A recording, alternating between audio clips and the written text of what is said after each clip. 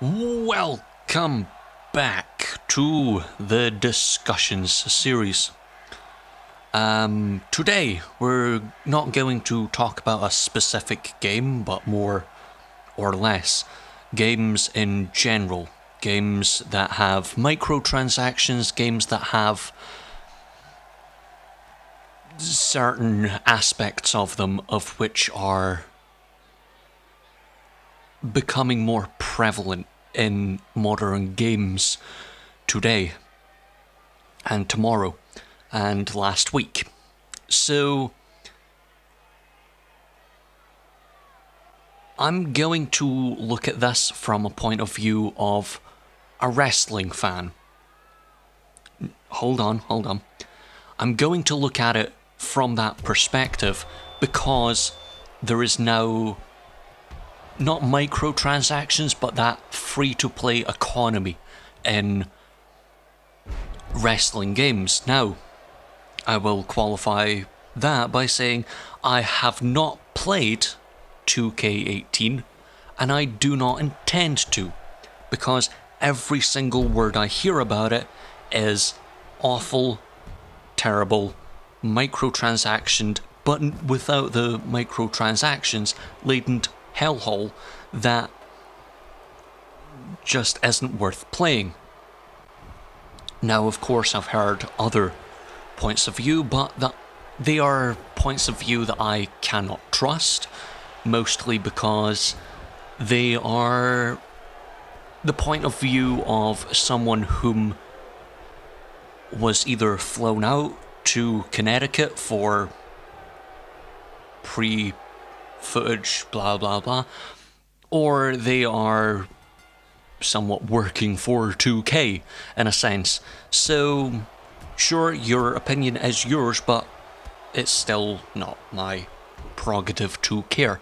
So, let's qualify what I know about wrestling games, because that would help in situations like this, because some people recently got into them, and that's fine.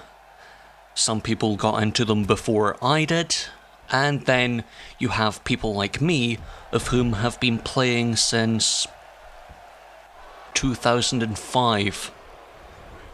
Sure enough, I haven't played every single game since 2005. I played SmackDown vs. Raw 2006. I went back and played SmackDown Here Comes the Pain, things like that.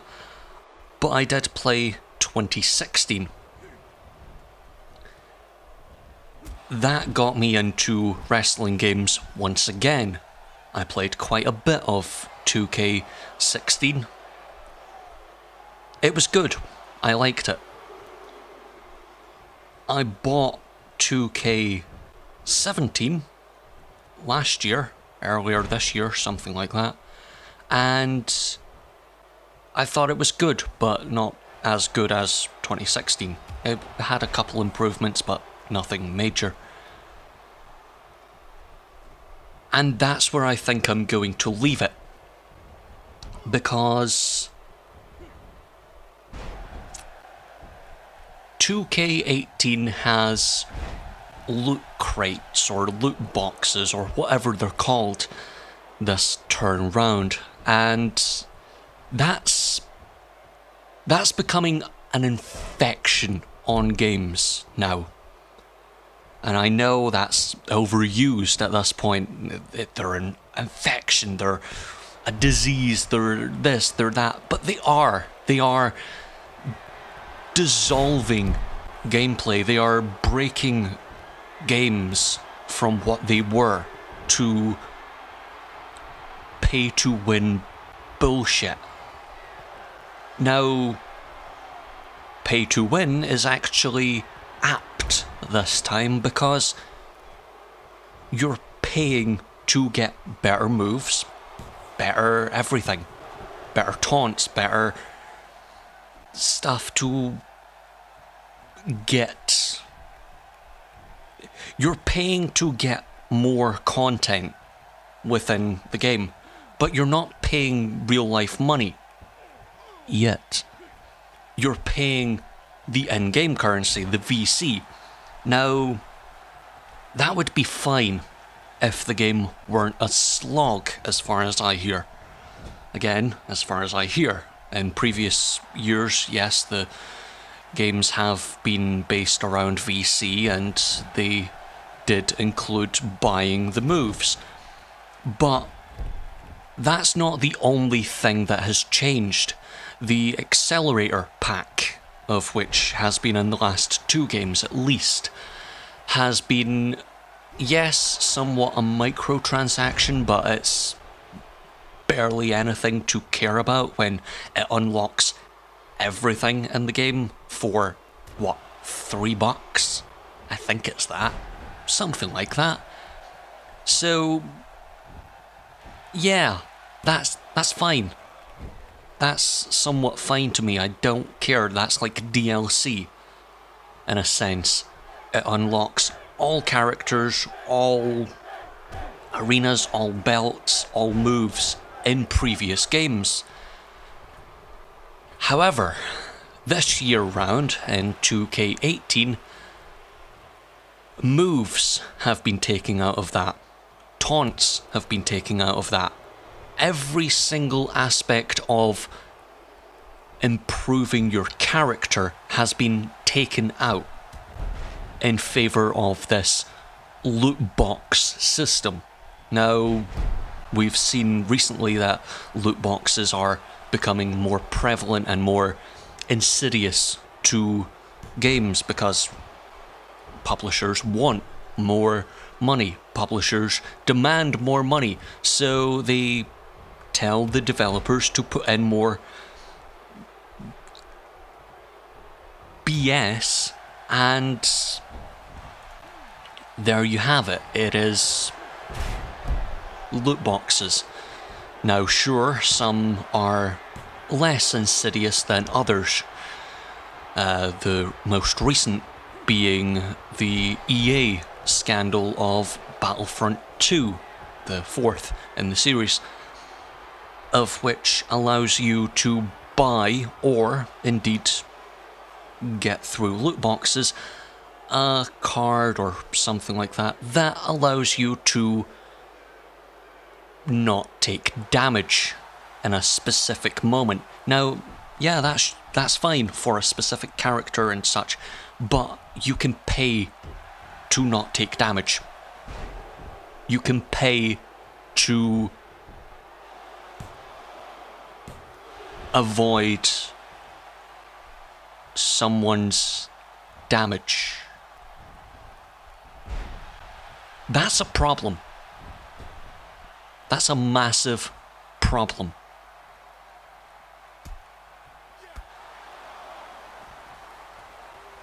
So,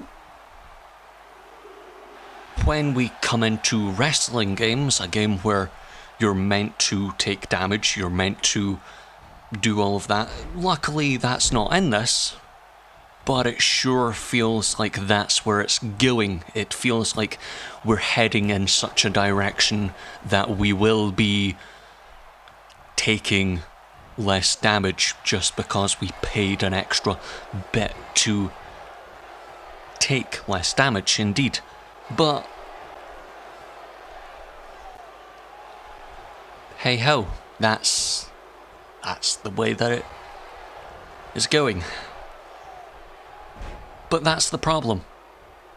This is a market based around the company getting better profits. Now, yes, sure, companies making more profit means bigger games, bigger such and so on, but that's not what I want out of games. Why is media not constructed to me? Well, it is. You're just not looking in the right places. Many indie games are well thought out, well portrayed, designed, and yeah, they don't have microtransactions. Well, some of them do, but so yeah, that's where we're at. We're at a point in time where Microtransactions are overtaking gameplay. I said this in a previous discussions, of which may not be up until next week, that it's surprising to have a game with full content on release. Battlefront, for example, they had a full game after a year of being out. But why was it not a full game on release? That's the problem. That's the problem that we're having. We're having a system of which is dominated by these incredulous, money-grabbing bastards of whom don't care for the consumer. Now, but they shouldn't care for the consumer. They should, because without the consumer, they don't have a business. Without a consumer, where are we? Where are we in the grand scheme of selling products? Where are we in the grand scheme of buying products? We have nothing at that point because we don't have consumers to buy the products. We don't have the business people and the factory workers to make the products. Therefore, we no longer have any products to sell and buy and such and so on. So, caring about the customer is key to business. But according to EA, Activision, 2K and many others, that doesn't matter. Profit matters. Hell, EA just destroyed, what's their name? Visceral. Because they were working on something, well, it's not the official reason, but they were making a single player linear focused Star Wars thing with the creator or one of the creators of Uncharted. I hate Uncharted, but I still want that person to succeed. Amy Hennig can go and work on any game and make it great, but just EA deciding it doesn't have a battle royale focus, it doesn't have loot crates, what the fuck are we going to do for profit? I don't know, maybe make the game worthwhile. Nonetheless, that's where I stand as far as microtransactions and wrestling games. So let's talk about this specific wrestling game in its full from what I know. As I said, I haven't had a hands-on feel of the game. I don't know fully. I am taking from second-hand accounts. Thousands of second-hand accounts. The game is slow. The game doesn't work as a single-player game. It is, by all means, contrite. It is wrong to say that it is in the caliber of those games before it, those games that I noted. Many of them are good, if not great. 2011 happens to be boring, but we'll leave that. 2K18 implements something I have said for years. Fucking years. I have said for almost a decade now that wrestling games, if they want to head in the direction of which I knew they were heading, I called this years ago. You can go back and see wrestling games that I've covered in the channel and you'll hear me say, The thing that wrestling games need to do at some point is implement a backstage area where you can walk around, you can have interactions, and you can essentially feel like you're in that world. That is what they did this time round. They implemented a backstage area that you can walk around, you can talk to the seamstress, you can talk to wrestlers, you can go into offices, you can do whatever, and that is fine. That is how I said things should be for years. I think I called it in the discussions on 2K18. A game that is now 2 years old. So I had somewhat of a perspective on what they were going to do 2 years before. I am pretty much Jim Sterling at this point. I'm shouting into a microphone, I predicted something 2 years ago, and it has happened.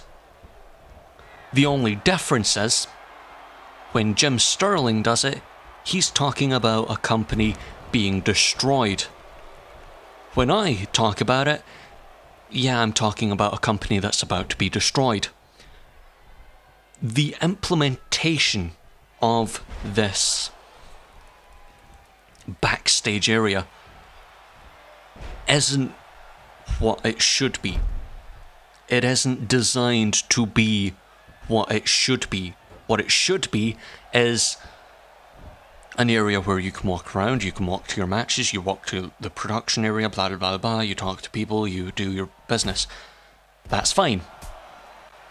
However, making that same arena every single time, making that same way every single time, not implementing multiple aspects of, oh yes, the production area is over here this time, no, it's over to the left this time, oh, it's behind you, it's around here. Everything is supposedly the same. I get it, you have more interesting things to do, but good for you. That doesn't matter, because the game is slow and treacherous because of that. Walking to an area, loading, walking out of the area, loading, blah blah blah. It is somewhat open world, but you have load screens in between matches, and you have all of this, and then you have to walk and load screen to the next area. Okay, same area, or it at least looks like it. Then you walk to your match, you do your match, you load back out, you walk back to the parking lot, and then yay, repeat. That's fine. That would be fine if it weren't for it being boring. I did say it years ago that having something that's a bit more organic and it feels like you are in the wrestling business works, because I knew years ago, apparently, that wrestling games were heading in a more simulator aspect instead of the arcade aspect that they were 12 years ago. I called it. What I didn't call is the loot boxes, loot crates, or whatever they're called. Because why should I? Why should I care? It just doesn't make sense. Nonetheless, let's try and think about what else we can point out here. The locking everything behind those loot boxes happens to be something that could crash games. I've heard multiple reviewers and multiple pundits say that games could crash again, like they did in the late 80s. That's because we don't have people of whom are making games they want. We do, but they're indie games. They are well-made indie games, thought out, processed, and done by indie people. People of whom know that dissolving your audience into being the people whom paid extra and the people who paid is not a good idea.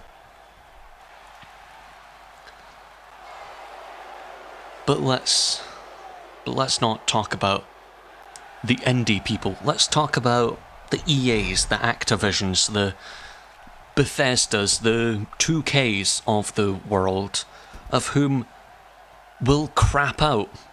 They will crap out at some point within the next 10 years, if this is where we're heading. Unless a government comes in and says, stop with the loot boxes, stop with solving the games, stop with this bullshit. We're stuck. We're stuck in this aspect of games being broken. Many games are now being released broken. Hell, just look at Ubisoft. This year, they're not too bad. But a couple years ago, they released a game of which didn't have textures for people. People of whom had eyeballs, yes, but the skin of the person would not appear.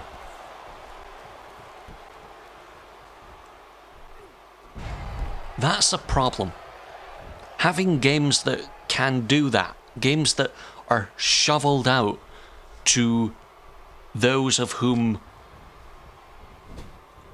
can barely make a game now.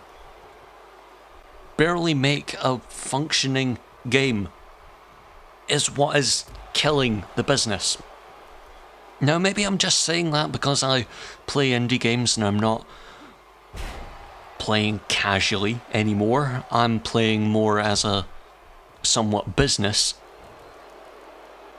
endeavor, but you have this way around games now where you have the haves and have-nots. Hell, was it Activision the other day had a patent for making sure people of whom have are in matches with have-nots just to make the people who have not got the newest, biggest, bestest gun buy that gun because they think that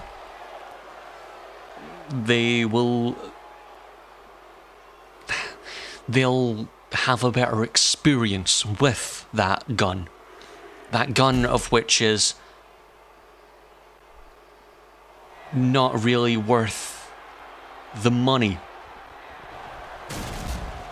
A game that has content but hidden behind money. Money not in-game, but money in your wallet. This is the problem with games. They're getting insidious. The publishers are the ones whom are doing this. Any developer of whom has 2 cents to their name wouldn't do this. Any publisher would do this. Developers? Nope. Because the developers are the ones making the game. The developers are the ones being pushed to breaking point, where some of them are having to sleep at work under their desks. Some of them have been told to work for no pay whatsoever. Some of them get told, oh, you're not getting paid extra or what you're worth because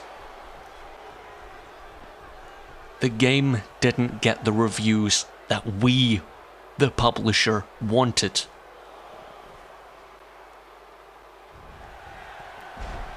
That story right there of people not getting paid what they're worth just because of a review score, that's 10 years old at this point. Well, just about 10 years old. And we're deeper into that hole. John Oliver put it when he talks about politics, that when you think of the hole that we're in, look up and you'll see the bottom of that hole, because we're so far below it. Well, that's where we are with games being published now. Publishers of whom, quite frankly, don't care for you or I or anyone that wants to play a game, wants to have fun while playing a game, without paying £1,200,000 a turn. Of course, that's overestimating. I just mean the games are getting more incredulous with this idea of, oh yes, I must have the newest item. I must have the newest thing. Yeah, sure, Overwatch has loot boxes and they corrected it by taking the duplicate items and taking them out. Still doesn't make it better. Still doesn't make it a good system. It's still a horrible system. It's just ever so slightly less horrible.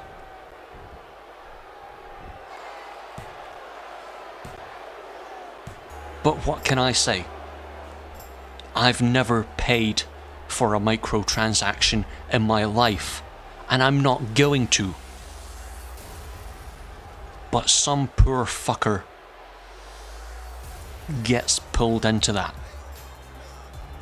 Some poor fucker of whom has a gambling addiction, has that essence of being that drags them into, oh, I must buy that new thing. I must get that new item. I must get that new costume. I must get that new thing that everyone else has. Is getting pulled into this system. And I know the ESRB said, oh, it's not gambling. They were set up by publishers, for publishers, and quite frankly, going back to my point at the beginning, I'm not going to take their opinion as full. That is objective. Yes, they are non-profit. Yes, they are a self-regulatory, yeah, that word, system. But they're set up by people of whom want the business to keep going. They're going to say that it needs to have loot boxes, or it's fine to have loot boxes. Because without games, they're useless. That is one of the reasons why people say the ESRB have a conflict of interest. Because they have a vested interest in the games industry, of which, without the games industry, they're gone. They're gone. They're poof, gone. No more games, no more ESRB. So as long as we have loot boxes and systems of which games are going to get pumped out like a teenager's liquids, then the ESRB don't care, because they're going to have more games to essentially far out.